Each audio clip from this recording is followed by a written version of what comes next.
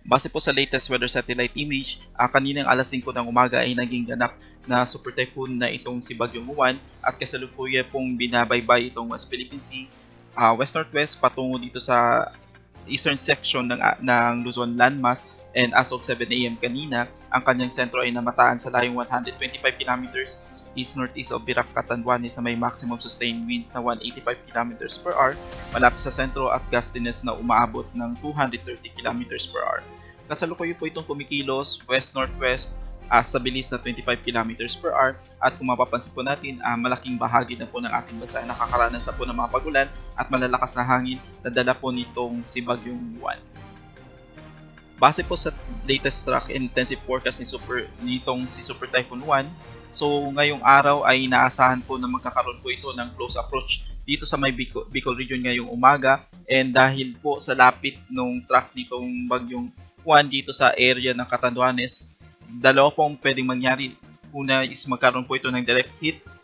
or yung eye wall nitong si Bagyong Juan ay maaari pong tumama dito sa kalupaan ng Catanduanes, or pangalawa ay maaari pong maglandfall itong si Bagyong Juan dito sa Catanduanes ngayong umaga. Then after dumaan dito sa area ng Catanduanes ay maaari po itong maglandfall dito sa probinsya po ng Aurora ngayong gabi or bukas ng umaga. After landfall ay maaari po itong tumawid dito sa kalupaan ng Northern Luzon at lalabas po ng ating kalupaan dito sa West Philippine Sea by tomorrow morning at tuluyan na pong lalabas ng Philippine Area of Responsibility by Tuesday. Ngunit inaasahan pa po natin na makakaroon po ito ng recurving kung saan maaari po itong magkaroon ng second entry sa ating PAR by Thursday at magla-landfall itong bagyo sa kalupaan ng Taiwan bago po tuluyang lumabas ng ating Philippine Area of Responsibility by Friday, this coming Friday. So kasalukuyan nakataas na po ang signal number 5 sa Polillo Island, northeastern portion ng Camarines Norte, dito sa may eastern portion ng Camarines Sur at Catanduanes, habang signal number 4 naman po ang nakataas sa may eastern portion ng Quezon, rest of Camarines Norte, rest of Camarines Sur at eastern portion ng Albay. Signal number 3 naman po ang nakataas sa may southern portion ng mainland Cagayan, Isabela, Aurora, Nueva Vizcaya, southern portion ng Apayao, Kalinga, Abra, Mountain Province, Ifugao, Benguet, Ilocos Sur, La Union, Pangasinan, Zambales, Bataan, Tarlac, Pampanga, kasama po dito ang Nueva Ecija, Bulacan, Aurora, Metro Manila, Cavite, Batangas, Rizal, Laguna, rest of Quezon, rest of Albay, Sorsogon, Ticao Islands, Burias Islands, Northern Samar, northern portion ng Eastern Samar at northern portion ng Samar Province. Signal number 2 ang nakataas sa nalalabing bahagi po ng Cagayan, kasama po ang Babuyan Islands, rest of Apayao, Ilocos Norte, Occidental Mindoro, kasama po ang Lubang Islands, Oriental Mindoro, Marinduque, Romblon, rest of Masbate, rest of Eastern Samar, rest of Samar, Biliran, northern and central portion ng Leyte. Signal number 1 ang nakataas sa Batanes, Calamian Islands, Puyo Islands, rest of Leyte, southern Leyte, Bohol, northern and central portions of Cebu including Bantayan and Camotes Island, northern and central portion ng Negros Occidental, northern portion ng Negros Oriental, dito sa may Guimaras, Iloilo, Capiz, Aklan, Antique, dito po sa may Dinagat Island, Surigao del Norte, northern portion ng Agusan del Norte at northern portion ng Surigao del Sur. Kasalukuyan, itong si Juan ay maaari po magdala ng occasionally gusty condition, yung biglang bugso na malalakas na hangin na maaari pong umabot from strong to gale force strength sa mga areas po na hindi po kasama sa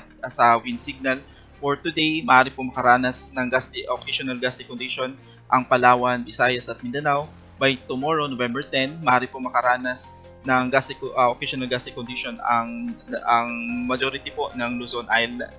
landmass at Visayas, at pagdating po ng Tuesday, ang majority po ng Luzon landmass ay maaari pong makaranas ng gusty conditions. Dahil po sa mga pag-ulan na dala po nitong Super Typhoon Juan, ay kasalukuyan po naglabas po tayo ng heavy rainfall outlook kung saan maaari pong makaranas ng more than 200 mm na pag-ulan na maaari pong magdala ng widespread or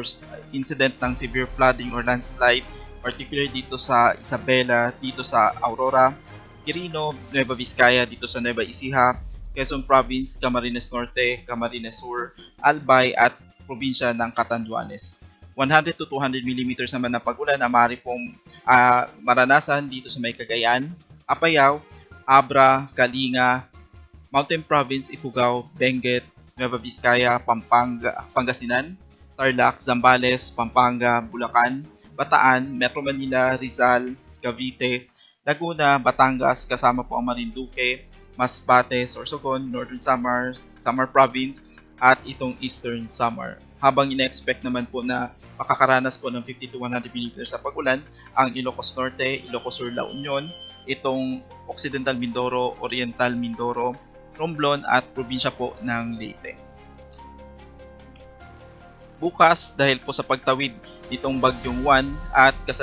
by tomorrow po is inaasahan po natin na yung kanyang sentro is nandito na po sa may West Philippine Sea. So maaari pa rin po makaranas ng more than 200 mm sa pag-ulan ang Ilocos Sur, La Union, itong Pangasinan, Zambales, Tarlac, Benguet, Ifugao, Mountain Province at Kalinga, habang inaasahan naman po yung 100 to 200 mm na pag-ulan dito sa Abra, Ilocos Norte, Apayao, Cagayan, kasama pong Isabela, Quirino, Nueva Vizcaya, Nueva Ecija, Aurora, Bataan, Pampanga, Bulacan, habang 50 to 100 mm naman ng pag-ulan ang inaasahan sa Quezon Province dito sa probinsya ng Rizal, Metro Manila, Cavite, Laguna, Batangas, Marinduque, Oriental Mindoro at Occidental Mindoro. By Tuesday, dahil sa papalayo na po itong si Bagyong Juan, ay makakaranas pa rin po ng 50 to 100 mm na pag-ulan ang Ilocos Sur, La Union, Benguet at Pangasinan. Sa kasalukuyan, naglabas na po ng panibagong storm surge warning kaninang alas 8 ng umaga, kung saan maaari po makaranas ng storm surge na merong wave height na maaari pong mag-exceed ng 3 metro, particularly itong mga probinsya po ng Cagayan, Isabela, Aurora, Quezon including Polillo Island, Camarines Norte, Camarines Sur, Albay, Sorsogon, Catanduanes, La Union at Pangasinan. 2.1 to 3 meters naman po ang inaasahan na storm surge dito sa mga probinsya po ng Cagayan, Quezon, Camarines Sur, Northern Samar, Ilocos Sur, rest of Pangasinan, Zambales at Bataan.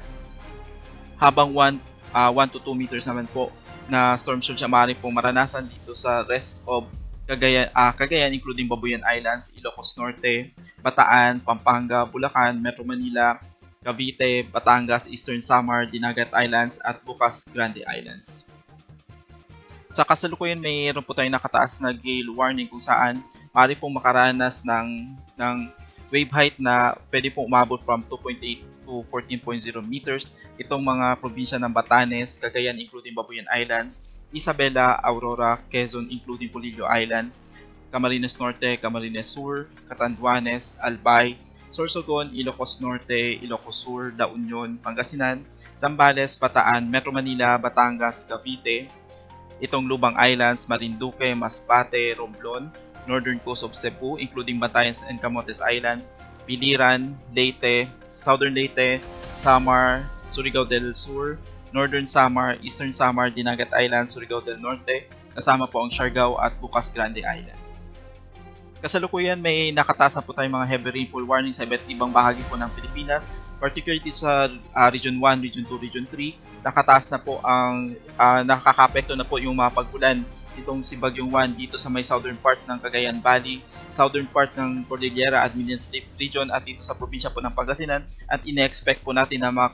makakaroon po ng light to moderate with occasional heavy sa nalalabing bahagi po ng Region 1, Region 2 at Region 3. Dito naman po sa may Central Luzon, Metro Manila at Calabarzon, nakataas na po ang yellow warning dito sa southern part ng Quezon Province kasama po ang Polillo Island. Rainfall advisory or light to moderate with occasional heavy rain sa maaari pong maranasan dito sa nalalabing bahagi ng Quezon, dito sa Batangas, Cavite, Metro Manila, Rizal, Bulacan, Nueva Ecija, Tarlac, Pampanga, Bataan, southern part ng Zambales at inaasahan po ang light to moderate to occasional heavy rains naman dito sa may northern part ng Zambales. Sa kasalukuyan, nakataas na rin po ang red heavy rainfall warning sa malaking bahagi ng Bicol Region dito sa may Northern Samar, Masbate, habang nakataas ang yellow rainfall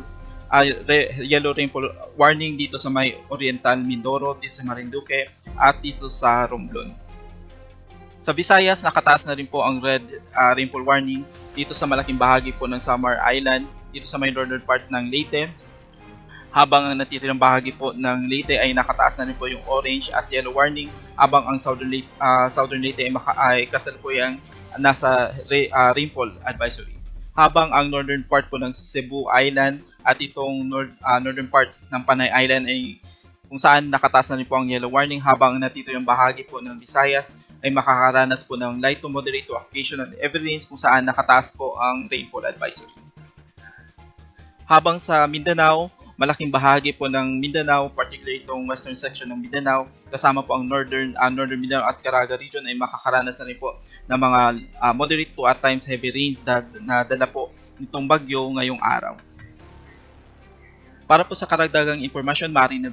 niyo pong bisitahin ang panahon.gov.ph para malaman kung ang inyong lugar ay kasama po sa mga areas na kung saan may nakataas pong na thunderstorm advisory at heavy rainfall warning. Para po malaman kung if ever ang inyong lugar ay kasama po sa mga high risk of landslide, storm surge at flash flood, maaari nyo lang pong bisitahin ang hazardhunter.georisk.gov.ph. At para po sa karagdagang impormasyon ay maaari nyo na po bisitahin ang official social media pages ng Pag-asa at ang official website ng Pag-asa sa pag-asa.dosd.gov.ph. Mula sa DOST Pag-asa, ako po si Munir Baldomero. Maraming salamat.